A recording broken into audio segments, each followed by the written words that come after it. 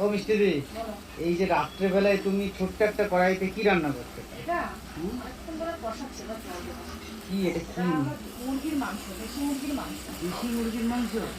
দেশি মুরগি দিয়ে গেছে তো ভাই। হ্যাঁ। ভাই না, আমাদের ছেলের বয়সে দিয়ে গেছে। এখানে কতটা আছে? এখানে 1 কিলো আছে। আমি 1 কিলো না, সরি, এখানে 1.5 কিলো মাংস আছে। যদি ঝটপট রেসিপিটা যদি 1.5 কিলো মাংস দিয়েছে। আমি পেঁয়াজ কুচি নিয়ে নিয়েছি, তেলের মধ্যে জিরে দিয়ে পেঁয়াজটা দিয়ে দিয়েছি, সাধারণত যেরকম মাংস ঘরে রান্না করে। তো তার মধ্যে একে একে আদা বাটা, রসুন বাটা, লঙ্কা বাটা, জিরে বাটা দিয়ে আমি এটাকে সুন্দর করে আস্তে আস্তে লিপো লিপো জলে কষাচ্ছি। এটা কষিয়ে কষিয়ে এটাকে এবার আলু দিয়েছি তার মধ্যে। আলু বাঙালি